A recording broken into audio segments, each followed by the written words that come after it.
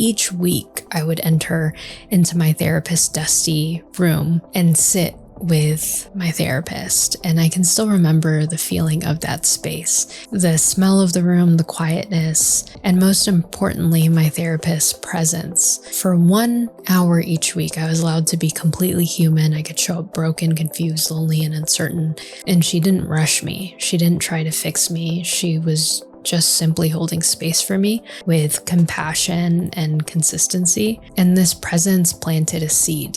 It was in that moment that I began to understand the kind of work I wanted to spend my life doing. Becoming a therapist is not a path chosen for comfort, for fame, or for financial reward.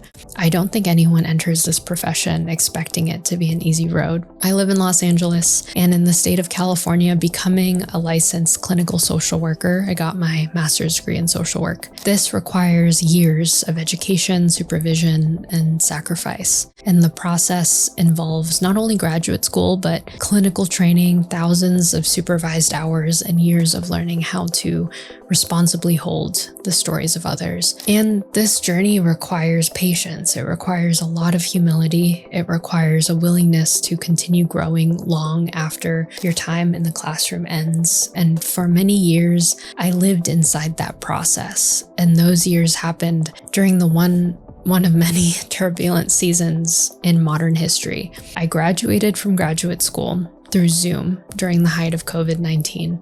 I witnessed the emergence of ChatGPT a year after I graduated in 2022, and the explosive growth of TikTok in that same year, dramatic shifts in the American culture and politics, and increasing difficulty in building a life as expensive as California. And the world continues to accelerate. And some way along the way, I began to chase the ease. The constant movement of our culture slowly trained me to look outward, to being productive, to achieving more, to comfort and progress, rather than the inward knowing of the deeper work of becoming. Essentially, what happened is I lost touch with the younger version of myself, that 18-year-old who walked into therapy desperate for transformation.